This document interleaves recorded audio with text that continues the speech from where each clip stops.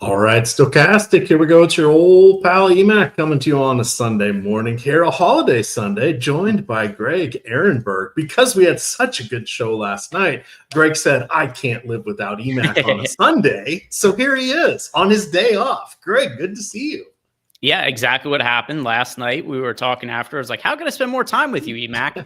And yeah, it had absolutely nothing to do with Bellman calling out this morning. It was only because I wanted to spend more time with you. But always happy to chop up some of the slates with you and do the shows. Wish last night's NBA game would have been more competitive. That was an absolute dog shit game. But hey, we've got a bunch of baseball games this afternoon. There's the DraftKings slate, the FanDuel slate, which includes different games in the DraftKings slate. So we'll get some good baseball games. I don't know how many good ones, but there will be some good ones. Yes, that's what I'm looking forward to. The only real weather issue is going to impact Coors Field. Again, it looks a little more dicey than what occurred yesterday. So it's hard to tell right now. There will be rain showers and thunderstorms in the area. They're going to start around 2 to 3 local time, which is going to be close to first pitch. We'll have to see how they play that one out. You'll get until 2:10, I think, is the last game before that one. So that would be your bailout point. Otherwise, you're just riding it with Coors Field in the hopes that the game does get in. I've hand-built my lineups here for FanDuel. I'll build out another 143 to get my 150 a little closer to lock, because I want to see if we get more information on that weather, and I want to include that game. Plus, then I'll have the bailout period. But I know that'll be a big talking point for everybody, but that's only on FanDuel. And of course, we focus a little bit more on DraftKings here because 2 pitchers, different stacking, 5-man stacks, etc., makes it the dichotomy here a little more important to stick with DraftKings. All right. So pitching, I'm going to share the top pitchers tool here. Let me make sure I've got this refreshed. Greg, we have Robbie Ray up at the top. Always an adventure when the roller coaster is involved. Sonny Gray getting a fair amount of love. I didn't think he was going to be this popular, nor did I think he'd have this high of a probability of finishing in the top 2 there. I like the Arizona offense, so I'm interested on your take there. And then rounding things out, you've got Chris Bubich, with the strikeout upside. Young Logan Henderson on a heater here. Ben Fraudulent Brown, I want to attack him. So there are some interesting things at the top of our pitching option. Let's take a nice little meander through here. Let's start off with Robbie Ray. How do you feel about him in Washington taking on the Nationals, the best Nationals batters? They got a couple. Dylan Cruz is injured and Young is hurt, so they're and Paul DeYoung, so they're down to mostly lefties as their best hitters. I think it's CJ Abrams at the top of the order. He's pretty solid in lefty-lefty matchups. The rest of the team, not so much here. What do you want to do with Ray? It feels like he's the building block, the decision point, the first click, if you will. Yeah, sure. So if you have the salary to spend up for him, go for it. There isn't really another comparable pitcher to pay up for. We've got, you mentioned Logan Henderson. There's Chris Bubich. We've got Luis Castillo as well above 9K. But Robbie Ray does project out considerably better than those guys, a couple fantasy points higher. We've got better top pitcher odds. I do think he's a little bit over-owned for large field tournaments. So in the Sims, I came out, I don't know if you've run Sims yet with the most recent update, because we had one that went up a few minutes before the show started, EMAC. I'm very, very flat in terms of my pitcher exposures. I've got a handful of stacks that I got double-digit exposure to. I'm going to focus on when we get there. But at pitcher, I'm pretty flat. The only one I've got more than 30% of is Robbie Ray. We've got him projected for nearly 40% ownership, and I'm just over 30%. So for cash games, go ahead and play him. For tournaments also, makes sense to get some exposure to him. But I don't want to go crazy with Robbie Ray.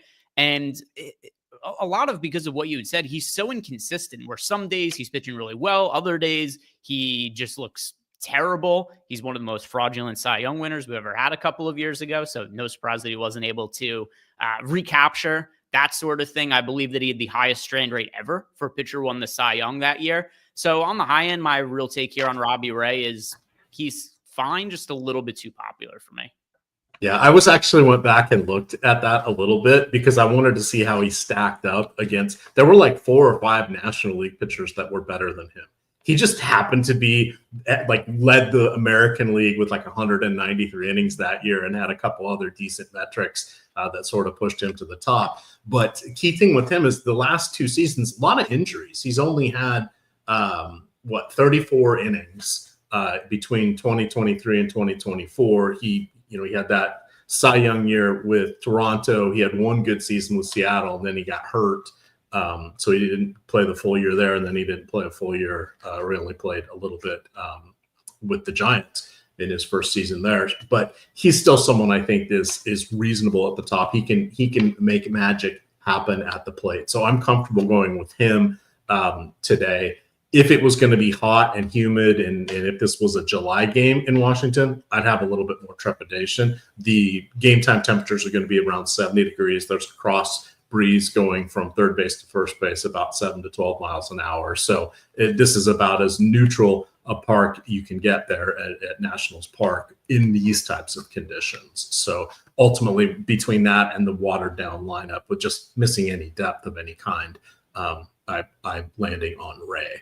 The other guy I liked is Chris Bubich. Now, he's pretty expensive there on FanDuel, but he's another guy that has decent strikeout ability. And of course, that's the currency of the realm here in DFS fantasy sports. And we have the Minnesota team is, they got Carlos Correa back. Royce Lewis is available as well, but they're really the only good hitters outside of Jeffers, who's their catcher and happens to be leading off today. The rest of that lineup just falls off towards the end. Switch hitter Willie Castro has been dinged up quite a bit. He's in there. You have switch hitter Brooks Lee. He's better against righties, so he's dropped down in the order a bit. And then you've got journeyman types, Jonah Bride, Harrison Bader, etc. These guys don't strike out a ton, but there's hardly any power in the back half of the lineup. So maybe we get some 1, 2, 3 innings with some ground ball luck or things of that nature. But the 2 lefties were my favorite pitchers on this. Okay. Yeah, so I think they're viable pivots off of Robbie Ray. I don't have any real crazy stand here. I've got Bubich in 10% of lineup, so slightly underweight to the field, a little bit underweight to the field on Logan Henderson as well. If I'm getting different at pitcher today, like I said, I mean these guys to me are viable options to pivot, but I actually like a bunch of cheap pitchers who I prefer to go to get different. And also some pitchers who are fairly low owned on today's slate. So if anybody said they're playing Bubich or playing Logan Henderson like yourself, Emac, I don't take issue with it. It's not a place I have a stand. I've got 10% of both of them, slightly underweight to each, not in a real crazy way. But I'm underweight to all of the pay up options today. I'm underweight to Castillo, underweight to Bubich, underweight to Logan Henderson, underweight to Robbie Ray as well. So just not where I'm building my lineups is with the expensive guys. Sure. And that makes sense. And looking at how it's kind of shaking out for me, I'll probably be around the field on Robbie Ray. I'm not going to try to push it over. So we'll see where the Sims do take me out on the next run here. I want to be a little over Bubich, but you're right. Everything's so level here. If he sticks around 15%, then I'm comfortable with 25% on a lot of these guys, which still is allowing me to do some mixing and matching here on that one. Does one of your cheap pitchers perhaps rhyme with the delicious candy Almond Roca? He is one of them. I've never heard of that candy my entire life. Was that discontinued in the 70s or something? I've never heard of that before. Well, we used to sell that as part of a school fund drive. Almond Roca in applets and cotlets. So you've never heard of applets and cotlets. That I can guarantee. No. But yeah, Almond Roca. I didn't know if I didn't know it wasn't a national thing. Chat, let me know if you've heard of Almond Roca. But let's go with Matt Soroka. Or Michael Soroka, sorry. Let's see. I'm looking up Almond Roca. It's got nuts in it, covered in chocolate, a little bit of butterscotch type flavor to it. Very inexpensive. That's my first takeaway from Googling it it is $4 for a box of it at Walgreens. Well, we used to sell that for about $3 a box for the school fundraiser, and that was 40 years ago. So the markup must have been pretty damn good. Yeah, I mean that is That is not expensive at all. The margins must have been pretty thin on those sales. Yes, that's it. Where it says here. No, that was 40 years ago. We were selling it for about what it retails for now. So that would be high margins for the school. Some comments from Chad. 1-2 says top 5 trash candy. Okay, fair. Did you enjoy them or just sell them? Sold them, but like back then you didn't have that much candy. Like that's kind of around the time Nerds came out, putting it in the candy history here. And now we're down a rabbit hole. But yeah, Werther's was in play. Yeah, there wasn't a lot of good. The candy cigarettes were still around, and gumball machines. So. And also notable, real cigarettes were still around at that point in time. Not that they've gone anywhere, but they're less prevalent now. And then also, Almost Human says, sale to who? Usually men with vans. They were the ones who were most interested in buying candy. Who knows what they would do with it, but they were Emacs top customers. A lot of deliveries under bridges. It was kind of weird. Yeah. So, in any event. All right. Back to Michael Soroka here. Mm-hmm. He meandered through his career with Atlanta, went to the White Sox. Nationals were pitching desperate. They signed him to, I think they gave him a major league deal, but it was only like for $1 million or $2 million, if I remember correctly here. What is it? Just his $5,000 salary, $5,500 salary that's appealing to you? Yeah, I don't think he's any good. I think that he is washed as well. I didn't even think he was all that good when he was still relevant, up and coming. I was always expecting him to end up seeing some regression go the other way, but then he tore his Achilles during rehab. He tore his Achilles again. So Michael Soroka has been pretty terrible since coming back from the 2 torn Achilles injuries. But this is a slate where, like I said, there aren't that many pitching options I really love.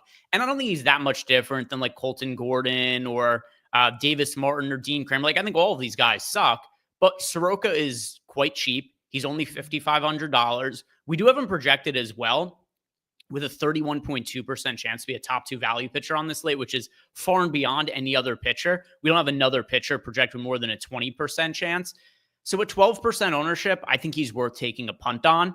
It's not something I say with like the utmost confidence, but it's more so that I don't have any confidence in any of the other cheap punt options for today. So why not just take a chance on the guy who is the cheapest of all the shitty punt options that also projects the best of all the other ones. So it's not anything that's going to be like a rousing vote of confidence here, but he's pulling 12% ownership, and I got him in 25% of my top lineup. So when it comes to Michael Soroka, I'm just going to be hoping that he can make it through, like 5 innings without too much damage being done to him. And if that's the case, then I think you've got a chance of him being, salvageable for the slate. For what it's worth also, he's generating strikeouts this year, which that's at least nice to see. He has a 27.5% strikeout rate. So it's just, at $5,500, could we get 13, 14, 15 fantasy points out of him? That's what he's projected for.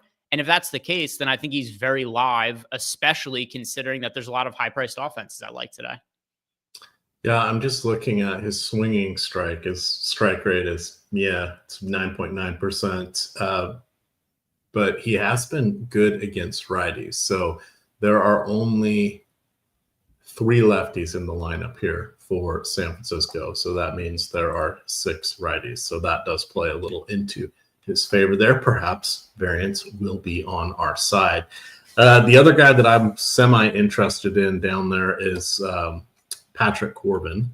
So he gets a matchup against the White Sox. Now, Corbin, of course, allowed more home runs than anybody over the last, since 2021 or 2022. And the only 3 players that allowed more than him had all pitched 100 more innings than he has. He finally finished that Nationals contract where they were paying him an ungodly sum of money, but it did get him a World Series win. So flags fly forever. Now he's on the veteran minimum deal there in Texas, but gets to go against the White Sox offense, which is not as bad as the Colorado Rockies, but not much better, and not much better than they were last year. So this is a spot where I'm willing to roll the dice with Patrick Corbin. I don't think it's even that risky or dangerous. or sneaky by any stretch, because it's the White Sox. And the first thing we do in the morning is say, who plays the Rockies and who plays the White Sox today? So he's the guy I'm kind of interested in a little bit more than Soroka. But I do like that swinging strike rate development this year for Soroka against righties. Yeah, and if the price points were flipped, say that it was Corbin who was $5,500 and it was Soroka who was $6,800. I think that's Corbin's. Yeah, if the prices were flipped, then I'd probably have Corbin in the place that I have Soroka right now. It's just the price point. I think a lot of these cheap guys are interchangeable, so just give me the cheapest one. Sure. A couple of the other guys, I'm not really a fan of Dean Kramer. Don't really want him going against Boston. Davis Martin doesn't get a lot of strikeouts. Run prevention, if possible, is his one strong suit. Of course, Texas without Corey Seager is a far different lineup than they are with him. Looks like they have their otherwise mostly regular lineup out there today. Haggerty, the switch hitter, is leading off. They've dropped Semien. Semien really dropped to the 9-hole? He has. He is He's been so bad the last couple of years. Yeah, he is down in the batting order today, is Semien. So we've got... But less pressure, Greg. He's going to be more relaxed down there. He's not going to have to think about as much as at the plate. He didn't hit the ball well last year. I guess he was really good on defense. So despite a 99 WRC plus, he managed to put up 4.2 wins above replacement. But yeah, so far this year, he's been really, really bad. 45 WRC plus. I do think there's reasons for him to be better going forward. A lot of this is bad luck related, considering he has a 212 BABIP. But even if you were to normalize that, you're still looking at a guy who's like slightly below league average hitter. So yeah, I could understand why when a guy is a 175, 267, 230 slash line, that he'd end up moving down in the order. Yeah, I had forgotten how good his lone season was with Toronto, and it was good enough that I thought he had played there for a couple years after he left Oakland.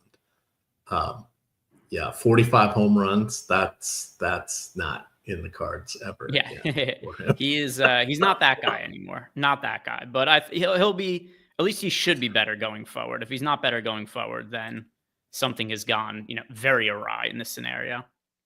All right. Sonny Gray. So I mentioned I was not, it's interesting. I have a lot of respect for the Arizona offense. And they led the league last year in runs scored. They're even better this year. I also am okay with Sonny Gray. He has had a bit of a bad rap, but playing for some high profile teams and not necessarily always being a lockdown pitcher sort of leaves people annoyed with you. I think he's a perfectly fine pitcher, but I was looking at some of the other sites out there. A lot of them have him ranked as their number one or their number two pitcher, which I was not expecting at all. But I didn't go look and see what they were doing for ownership as well. Because if you're picking somebody number one or number two, and it's really as flat as what we're expecting, which it probably is, it's not quite the same veracity of he's my number two pitcher today. It's more of we're going to have a lot of guys around 20%, which I think makes for a fun slate, because there are some sketchy guys here, Greg, that we're going to want to attack with the bats. But if we look at Sonny Gray specifically, he is facing a daunting lineup: Corbin Carroll, Ketel Marte, Lourdes Gurriel, Josh Naylor, Eugenio Suarez, Pavin Smith. Those guys are all phenomenal. Alec Thomas towards the end, he's got the platoon advantage. He's serviceable. Geraldo Perdomo, switch hitter, he does better from the left side of the plate, so this favors him as well. That's an endless lineup, and that is a tough one to go through. There aren't any easy outs in this one, and I think that makes it a little bit tough. Gray has an above average strikeout rate. He was phenomenal last year with the 30% rate in the 673 batters he faced. This year he's in the mid 20s, which is still solid above league average, but it's just, I don't like this matchup for him. I don't think there's enough strikeouts there. I think the win is not really in play with Brandon Pfaadt on the other side, who is a decent pitcher as well. So that sort of has me ambivalent towards Sonny Gray, I guess is the best way to describe it. So for those who, when I said that at the beginning, I'm not shitting on him per se. I just was surprised that other sites had him up there, but I guess we kind of do as well. So. Yeah. So relative to ownership, Sonny Gray is my favorite pay up option. It's not saying all that much because I'm underweight to all of the other pay up options. I got myself a little bit overweight to Sonny Gray. He had a fairly slow start to the season from a strikeout perspective. And if I'm trying to pull at least one positive out of his season so far, he's been very mediocre. Like, he's not been terrible. He's not been great. He's just been fine. But if you do look at his strikeout rate by month, it was 23% in March and April. It has been 31.5% in May. He's also coming off his best start of the year.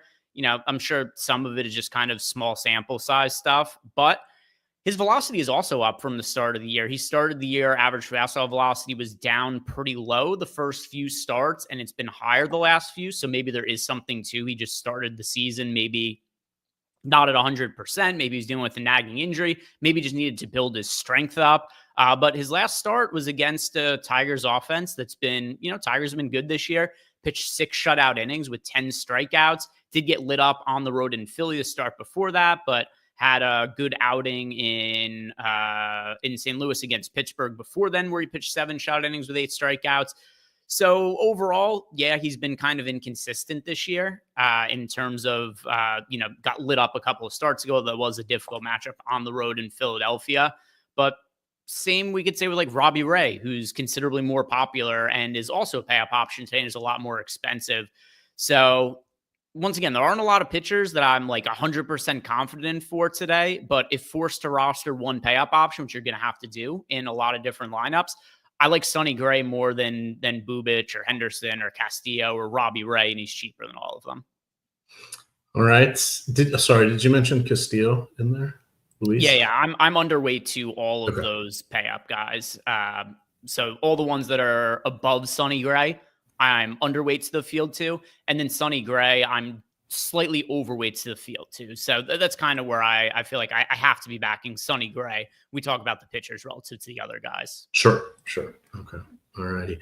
You talk about these Sims. So let's talk about the Sims for just a second. I want to remind everybody that you can get a chance here to get free Stochastic Sims, you 30-day, any single sport that you would choose if you sign up with any of the operators that I am sharing on my screen here. I will drop this link into the chat as well. Nightbot's been putting it out there, but not only do you get the offer, the joining offer from each of these sites, you get, if you come through our links, here's the rules you got to do. Come through our links, deposit, make a bet, take a screenshot of your welcome email and your first settled wager, pick'em card, whatever it might be. Email that to support@stokastic.com with the screenshots and tell us what single sport Sims package you would like, and it will be yours. And look at some of these operators. I'm guessing a lot of you aren't signed up for Chalkboard or Fanatics or Better or Vivid Picks or Sleeper. So there's a bunch out there. You could also, if you so choose, use this same offer to get 1 month of Portfolio EV as well. But this is our link join offer, which is pretty sweet. You want to keep talking about the pitchers, or shall we flip over to stacks and talk bad about the pitchers? So let's talk a little bit more about the pitchers. And also I want to talk a little bit about FanDuel specifically. Sure. After we talk a little bit more about the DraftKings pitchers. We haven't talked about the bid range options. There is a contrarian guy who I like here that I think is going overlooked, and that is Walker Buehler, who's only 4% owned at $7,300 against the Orioles. I don't know if you saw how his last start ended, EMAC, but a fortuitous one for me. I had him for under on his strikeouts prop, which, if I remember correctly, I know if I look at his game log, I could figure it out pretty quickly. It's 4.5 today. Yes, and it was in his last start. Also, 4.5, if I remember correctly. Let's see, trying to pull up his game log, but Fangraphs is being a little slow here. Here we go. Yeah, so I bet him for under 4.5 strikeouts in his last start against the Mets. He looked really, really good. He had 4 strikeouts in 2 1/3 innings. And what happens? He throws a pitch right down the middle to Francisco Lindor that the umpire calls a ball. He gets aggrieved. He argues. The catcher argues. Alex Cora, the manager, comes out and argues. Everybody gets ejected. But the real person who was at wrong in this was the umpire, because this was a pitch literally right down the middle that he called the ball. And as a result of that, I think people are kind of overlooking how well Walker Buehler pitched in that outing. Now, it was his first start in a month, so we don't know exactly how deep he would have gone into the game. One of the things that Alex Cora had said as a result of that is, hey, we just want to get this guy more innings. We want to get him healthy. We want to build him up a little bit. So I don't think he's going to go pitch 7-8 innings or anything like that. But we've talked about pitching options pretty thin on this slate. There's not that many of them to like. He's only $7,300. This Baltimore Orioles offense and their pitching staff, the whole Orioles situation has been a train wreck this year. A team that was well on the upswing, looked like they were destined to be running the AL East for years to come, and they just built a team with no pitching this year.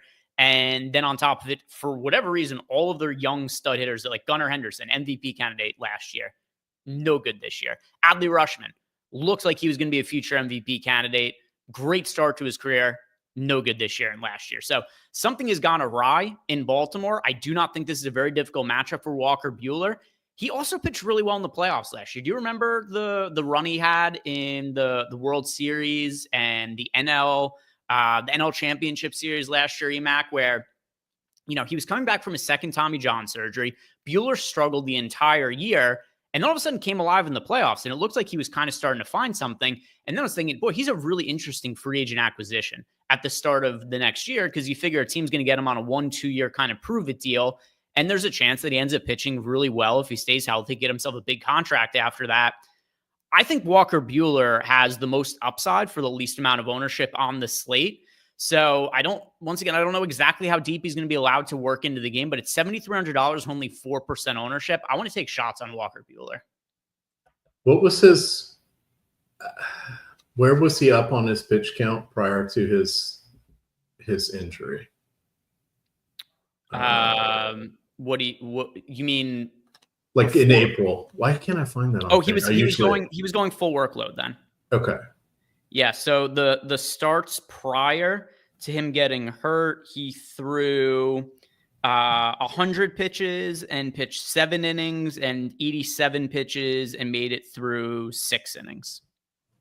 So sort of my counter on this one, and I actually wrote him up for the under on his props. So this is why I went that path. His strikeout rate has gone down from around 10 per 9 and slid each of the last 5 seasons, basically. Now he's up a little bit this year than where he was last year.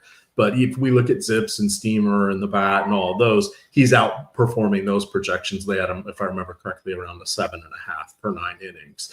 The Baltimore lineup, the projected lineup, looked like it was going to have a 21% strikeout rate. Their actual lineup out there today has a 23% strikeout rate against righties since the start of last year, which is a little above league average. So that plays into Buehler's benefit here. But even when he was healthy, 4-3, 4-3, and then that shitty outing where he got robbed was 4. But only twice did he get more than 4 strikeouts. So I'm a little hesitant to go after him.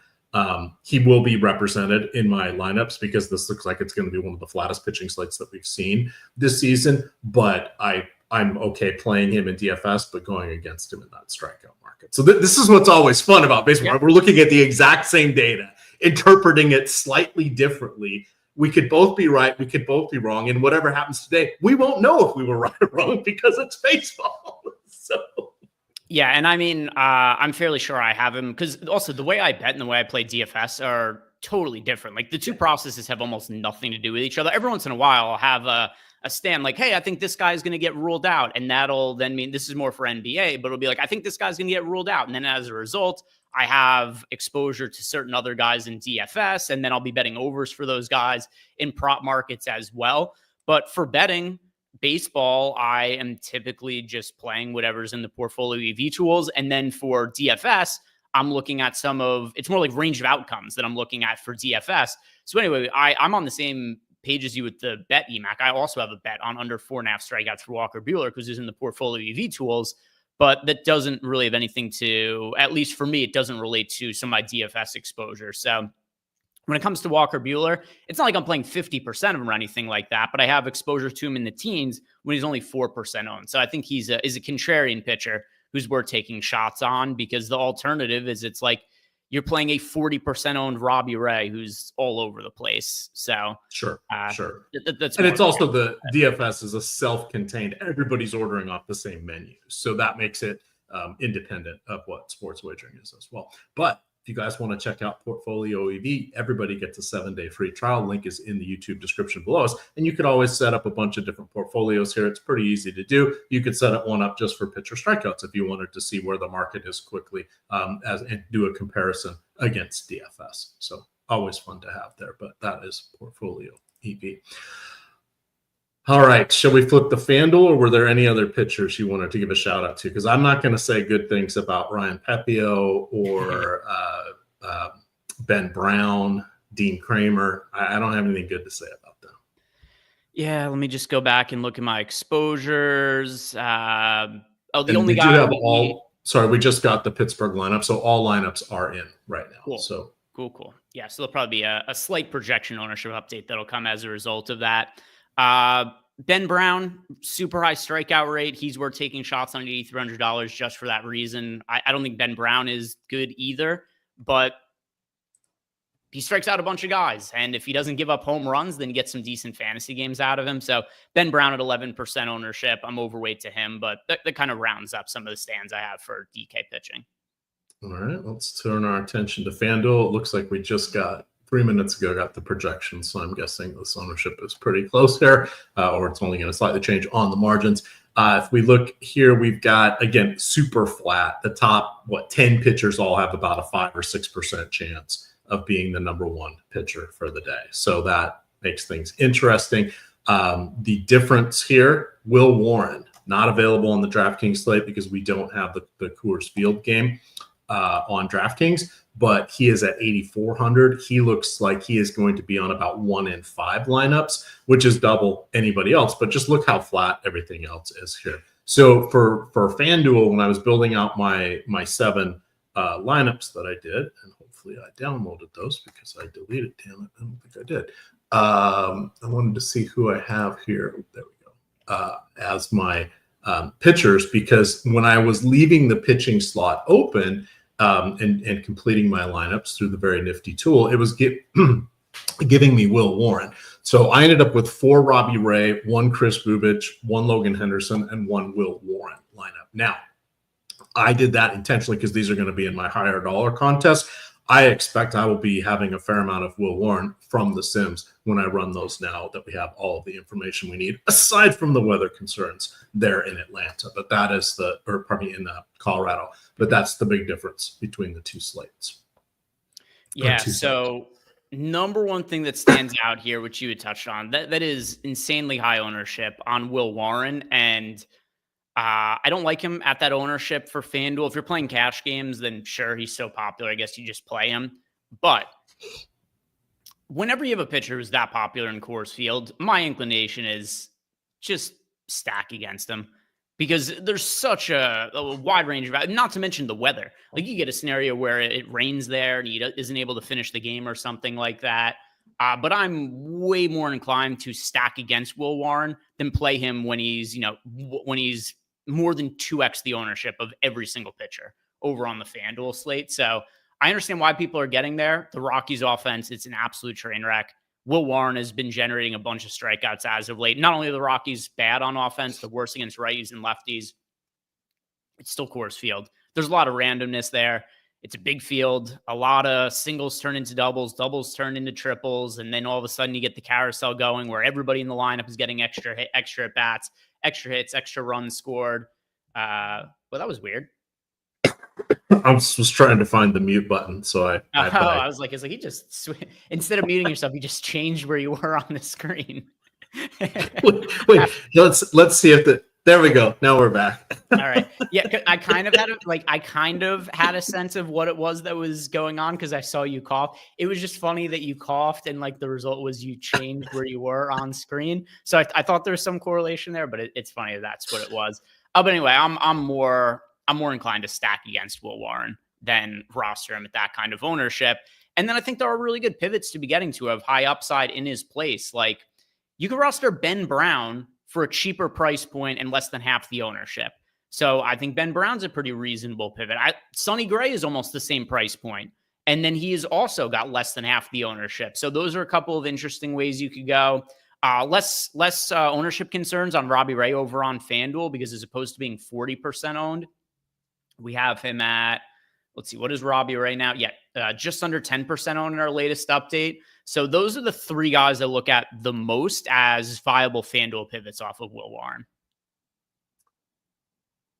Agreed. Nothing really else to add. The only other thing I've noticed when I play on FanDuel, I usually have most of my portfolio around 3 or 4 pitchers. And that is just kind of usually there are some standing out. And with FanDuel, when you're building out your lineups, you want to be cognizant of the quality start, which going 6 innings and allowing 3 or fewer earned runs, because that gets you a bonus on FanDuel. And that is more readily attainable than the win, which could end up, you're based on offense, and but the other reliever gives up 2 runs and takes you out of the running for the win. There's all sorts of things out of your control. So a quality start is probably a better measure these days. We don't need to hash that out, and how wins are fickle, etc. Shout out to Bob Welch for making an all-star appearance based on wins. Way back in the 80s or 90s, whenever that was, so long ago. Was that the 1800s? I lose track. It was, I'm trying to remember. Who was it? Somebody won. Was it George Bell? Somebody won the MVP when they were like a replacement level player, just because they hit in the middle of an order that scored a bunch of runs. And there was somebody who had like, it was 140 like RBI or one of those seasons. It was like 147 RBIs, but they had like a 105 WRC plus and a negative fielder. So it was like they were like one and a half wins above replacement, 1 MVP for that reason, like 40 years ago. But yeah, same sort of idea. All right, top stacks here. Chicago coming out as number 1 here on DraftKings. Again, very, very spread out today, but they're going against Nick Lodolo in the Great American Ballpark. We have Toronto going against Ryan Pepio. It is warm and humid today in Tampa. They were playing at George Steinbrenner Field, and there is a breeze towards left field. So either way, it's the wind is blowing out there. That makes that a fun place to go. Dean Kramer, always an adventure when he's on the mound. So Boston looking pretty good. How are you shaking out here on stacks? And I'm going to run some FanDuel Sims, so we have that to talk about. Yeah, so I have one stack that I'm liking more than all of the other teams on the slate. It's the team I'm rolling out in single entry as well. And that team, EMAC, is the Texas Rangers. It's kind of funny because I was looking at what I landed on for my single entry team, and Marcus Semien is in that lineup despite hitting in the 9-hole. But you've got a team here that's very cheap in the Texas Rangers. They've got a couple of expensive hitters. Wyatt Langford, somewhat expensive. Josh Smith is somewhat expensive. Everybody else is very cheap. So you could roster them with a secondary stack if ever you want. You could pay up for pitchers if you want in that lineup. And you got a matchup against Davis Martin that I like a good amount. So Davis Martin, I'll pull up his numbers here as I'm talking. Also, not to mention, the game is being played in Chicago, which is a very, very hitter-friendly ballpark as well. So, Davis Martin, and this is the team that drafted Semien, and where he made his major league debut. You've got to factor that into your model, Greg. I know it. Won't be factoring that part in, but what I will be factoring in is that I think that the pricing is dictated by Davis Martin having a 3.49 ERA this year, but he's a 5.13 expected ERA. So there's a lot of reason to think that things are going to start to go wayward for Davis Martin because he is well outperforming his underlying stats. And another part of this too, he does not generate swing and misses. 15.2% strikeout rate this year. It does project to be a little bit better going forward. Looking at, like Zips, the bats, steamroll, the projection models, They have him with a 17 to 18% strikeout rate. So, slightly better than the mark he has. And actually, the bat only has him at 15.5%, which is pretty in line with where he's at. But other projection models have him at like 17, 18%. So a little bit higher than a 15% strikeout rate, but still anemically low. So you've got a pitcher who pitches in a very hitter-friendly ballpark, throws a ton of strikes, gives up a ton of contact, doesn't generate swing and misses. I think this could go very well for the Texas Rangers, especially considering that they are not pulling all that much ownership. Let's see. I'll refresh the top stacks tool just because I know we just recently had an ownership update. And yeah, same deal. 5% ownership going to the Texas Rangers. We do have them positively leveraged in the tools. But yeah, this is the team I landed on getting the most exposure to overall EMAX. So Texas, that's my single entry stack. And just by the numbers, I think that we're looking at some regression going forward for Davis Martin. It makes sense to me. And this was for DraftKings, correct? Correct. I like them for FanDuel as well. All right. The team, so Chicago Cincinnati is the team I like best going against Ben Brown. You had good points there about Brown. Let me get to my notes here. He is someone that actually is relatively decent as a pitcher, but he is a little overmatched as a starter, and it's, no shame in that, but it's the second time around the lineup that starts to get him. So if Imanaga, he's out with a hamstring issue, if he was healthy, I don't know that Brown would be more than a spot starter or as they needed a fifth starter. But in the meantime, he's in the rotation. He actually joined I think it was the Phillies who drafted him. Back in 2017, he played in rookie ball for them after that draft. He was only 17 years old. So he has been in baseball for a long, long time. If we look at his last two starts, this is the perfect microcosm of the type of player he is, or pitcher he is. He allowed 8 runs to the Marlins, 3 home runs in those 10 innings. He didn't have any walks, and he struck out 14. So that screams reliever, like multi-inning reliever, one time through the lineup kind of player. So I think you got Ellie De La Cruz, Will Benson, TJ Friedel, etc. Those are the guys I like. Santiago Espinal is a fraud. I don't want to play him. He just doesn't have any power. Congrats on his home run today, but he doesn't have any power. It rarely seems to go out of the infield there. Austin Hayes and Gavin Lux are okay. So it's really kind of those core guys there, and it's Bear Benson, Friedel, and De La Cruz that I like. But that was my call out stack of our options. Okay. Yeah, let's see. What did I end up doing there? I really like stacking against Ben Brown when he's popular. That happens a good amount where he gets some of these slates. Let's see, Cincinnati. Yeah, I have some exposure to them, so I don't like take issue with it as a call out. But I would be on them more heavily if Ben Brown was more popular. So my preference is to play Ben Brown just because he himself is kind of low owned with a high strikeout rate. But the Reds are definitely a stack in play. Yep. And as I'm looking at it, I got he's unfettered will be my second most popular pitcher here on FanDuel, but he's right around 20%. So it looks like I will have pretty close for the pitchers. Will Warren, I'm getting him at 28. I'm going to knock him down just a little bit.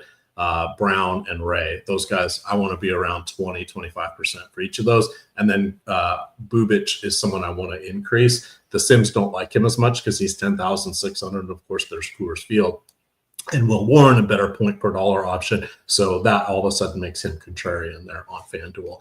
But it doesn't look like we're going to have to go super contrarian on the stacks on FanDuel because just everything is really spread out here. But Tampa and Toronto are my two most popular stacks, which I like because, again, very good weather game there. And I'm falling way short on Colorado. And I have a lot of individual hitters from New York, but not many stacks. So it's kind of interesting how that shakes out. It's funny that you can end up with like 40% Judge and then have like 8% Yankee stacks. It's just like, okay, this is a little interesting with how the Sims build things out.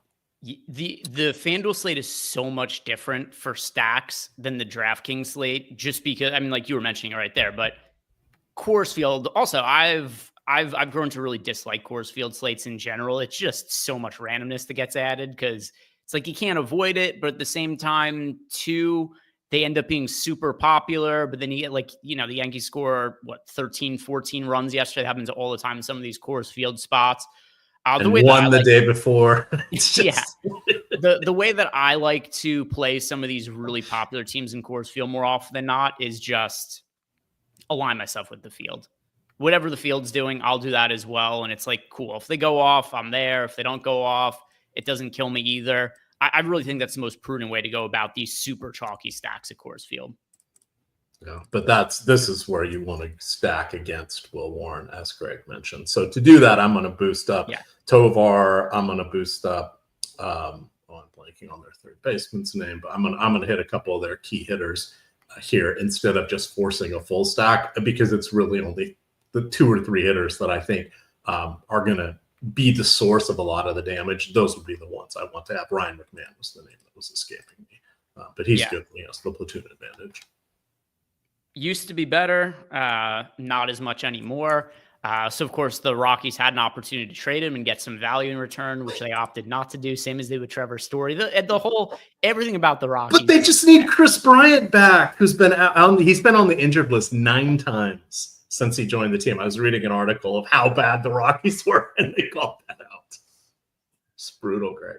Brutal. I hope they finish, just because it would be exciting and interesting. I hope they finish with the worst record ever this year, which they're off to a good start. They have the potential to do that this year. They're 8-43 now, impossibly bad record. They could come in 10 wins under what Chicago did, which was the worst record ever last year. This is like lightning striking the same spot 5 times in a row. It's just crazy. All right. What else do you have here for stacks? Would you want to target Soroka with? So let's see. I don't really have giant stacks. My preference is to be playing Soroka than stack against him. Not that I think he's great or anything like that, but I've got a chunk of him and just the way that my lineups ended up working out. So like I said, Texas is the primary stack for me. They're one of a few teams that I've double-digit exposure to. Another one, too, is the Chicago White Sox, where I get that Patrick Corbin has been marginally better this year than he's been in previous years, but the reality is still that he's been washed for, 6 years or something like that. And while he does... 4, but yes. Let's see. So I'll quiz you here, Emac. When do you think is the last time he had an ERA below 4.5? 2019. You're correct. So it's been a while. That was the year the Nats won the World Series. Okay. All right. So you put 2 and 2 together there. So it's been a minute since he's been viable as a pitcher at all. He does have a 3.59 ERA this year. It is a new place as well. So maybe he's been able to reinvent himself with a new pitching staff. Call me skeptical, though. While he has a 3.59 ERA, he has a 4.56 expected ERA. He's a 4.83 FIP. Coincidentally, he has the lowest BABIP of his career this year. He also has the highest strand rate of his career. So has he gotten better, or does he have the lowest BABIP and the highest strand rate of his career? It's the latter to me. I think that everything's going to be coming apart for Patrick Corbin in the near future. Maybe it doesn't happen today just because the White Sox are an absolute dog shit baseball team. But I think there's upside in the Chicago White Sox offense because of this matchup. There's potential for power. Even when Patrick Corbin was good, he had above league average home run to fly ball rates. So it's at 15% for his career.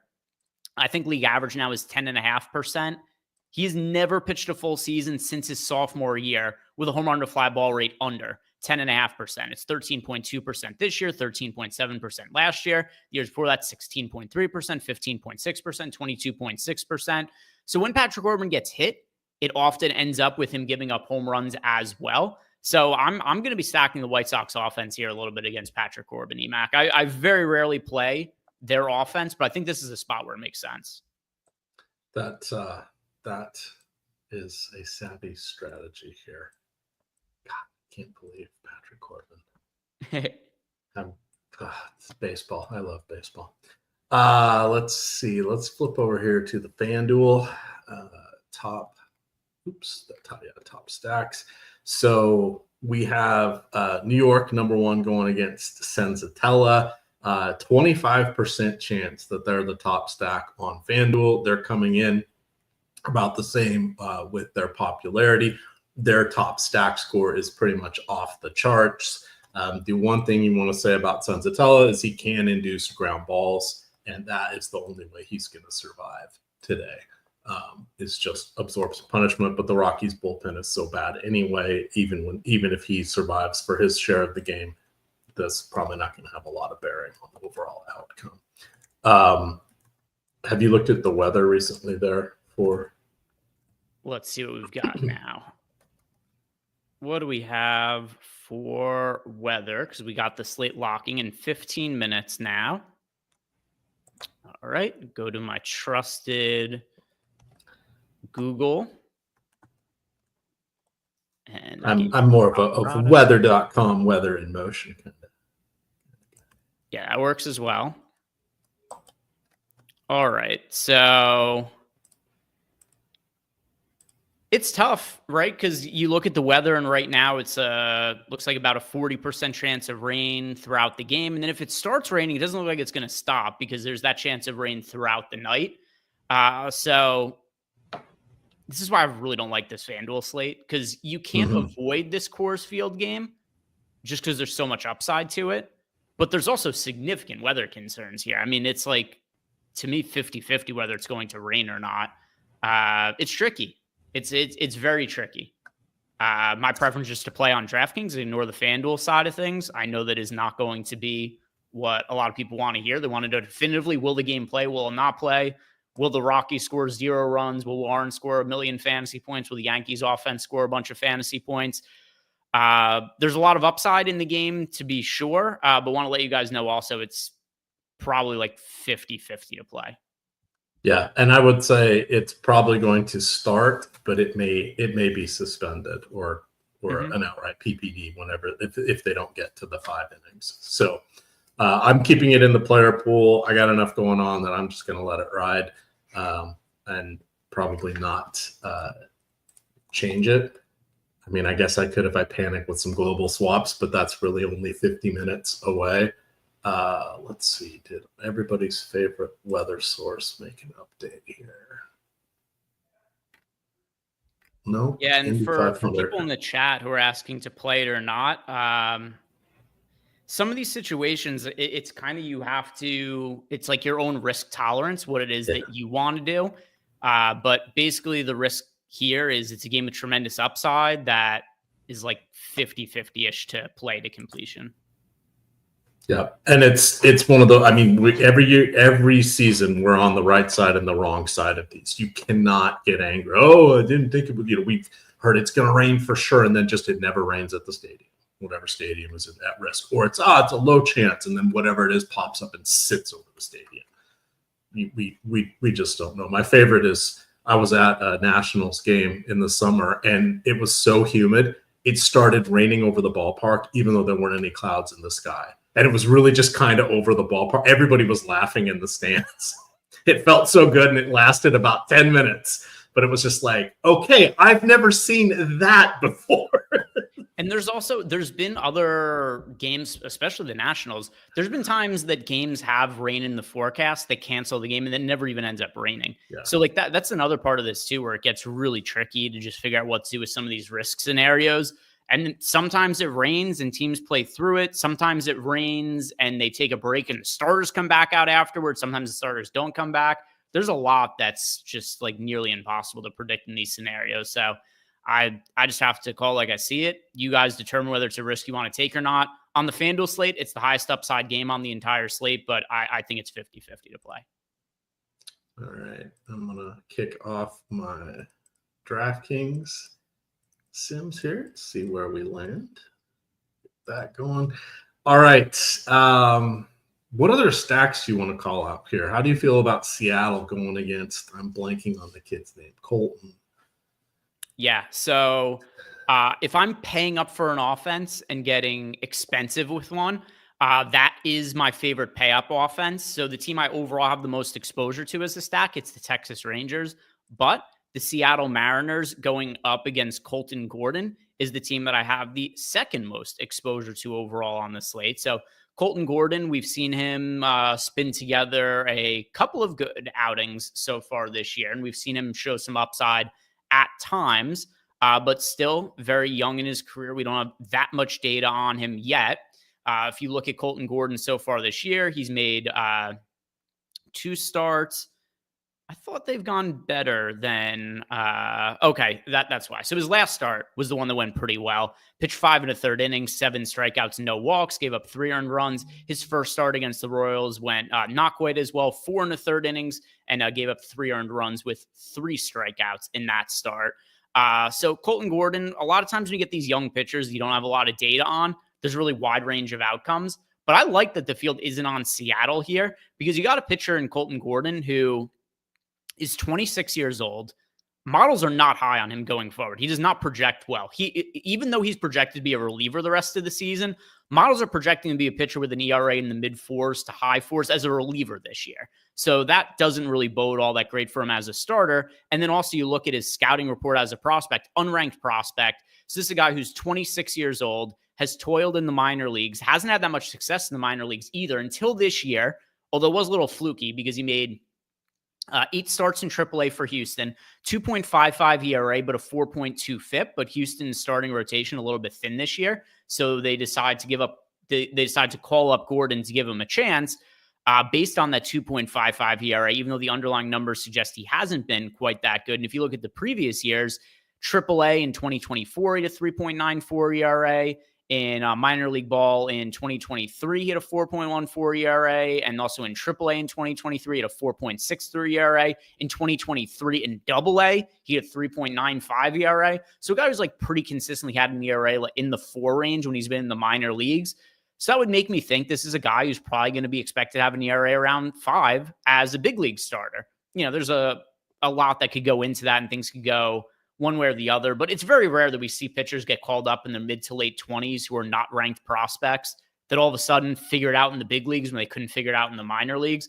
So I think there's a lot of upside in stacking the Seattle Mariners. And also on top of it, Gordon was also a pitcher who struggled with home runs in the minor leagues. He had, despite a good ERA in AAA this year, 16.2% home run to fly ball rate, and that was his average was like 13 to 14% in his minor league career. So I think this is a good spot for Seattle for upside. All right. I'm shocked. I'm only getting 1% of Luis Castillo unfettered, building out 100 lineups instead. I don't have an issue with that. Luis Castillo, I don't know what happened to his strikeouts, but he can't get them anymore. Even his last outing against the White Sox, he was able to pitch deep into the game. He finished that start with 5 strikeouts. And his K rate now has gone down year over year. So this is a guy who was a top of the rotation pitcher earlier in his career. He's also 32 years old. So his velocity has diminished a little bit. I think that overall he's just not quite the same pitcher he was in the past. But get this, EMAC. In 2023, he had a 27.3% strikeout rate. Last year was 24.3%. So it went down a little bit, but not anything you'd consider too alarming at that point. This year it's 18.5%. And when you pair that with his velocity dipping, I just don't think he's the top of the rotation starter anymore. This is a guy who used to have an average fastball velocity of 98 miles per hour and is 95 now. He's not bad, and it's not like 95 means he can't throw the ball hard anymore, but I think he's just gone from being an ace to being like a 3rd starter in a rotation. Yeah, I did a couple shows where he was on the schedule, and I was talking with Matt, and I referred to him as a run prevention guy now, especially when you look at like Gilbert and Kirby and some of the other pitchers that Seattle has. He's kind of their veteran ace in name only now, and he's more those other guys have kind of caught up to him on a talent or effectiveness perspective. So Ben Brown, somehow I'm going to get 30% of him, 30% Robbie Ray, 27% Sonny Gray. I'm joining you with Soroka, 25%. Bubic, I'm a little above the field at 21. Doubling on over, I'm at 15. Logan Henderson, I'm about at the field. Bassett, I'm about at the field. I didn't get as much Patrick Corbin as I thought. I'm at 8%. Looks like the field's at 5. So that seemed a little bit light. But if I look at my stacks here, It is heavy Toronto and Tampa. Seattle is third for me, and not really getting Cincinnati. I see that, unfortunately, Spencer Steer's not in the lineup, so I need to go make sure I don't have him in my hand-built lineup because that would be annoying. Ellie De La Cruz. I'm going to boost him so I'm a little higher, but I guess I'm not as in love with the Reds as I initially thought. Yeah, as far as other stacks go, while you're updating that, sit on the high end. I like paying up for Seattle. I like Texas as a stack. I like the White Sox as a stack. Those are the primary teams I get to the most. Also want to shout out the Toronto-Tampa Bay game, just because something I've mentioned multiple times over the course of the first month and a half of the season now at this point, or a couple months of the season, is that ballpark is going to be very hitter friendly this year, especially in the summer months as it starts to get even hotter there. And I know you're in Florida now, Emac. Super hot and humid at this time of year. It's situated really well for the ball to be flying out. And they're playing in really favorable hitter conditions at George Steinbrenner Field, which is built the same dimensions as old Yankee Stadium. There might be a ton of home runs hit there this summer. I'm going to be interested in playing that game on almost every single slate. And then you got Tampa Bay, 6% owned as a stack. So some exposure, not anything all that crazy. And then Toronto, 7% owned against Ryan Pepio. I don't think Pepio is bad as a pitcher or anything. I just think he's pitching in a terribly unfavorable hitter ballpark. So we got Toronto with the second overall highest top stack odds on the slate. We got them as the number one odds being the second best odds being the top value stack on the slate. Only Minnesota is higher, but that's just because they're crazy cheap against Bubich.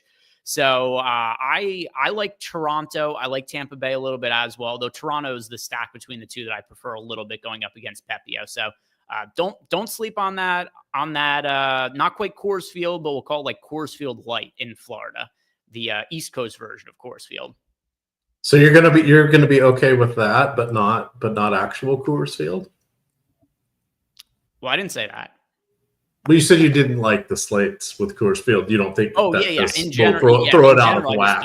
I just don't like Coors Field slates because the ownership is so crazy, and then also the park value, like as favorable as a hitter's park as Tampa Bay is going to be, it's still not going to be anywhere near what Colorado is at altitude.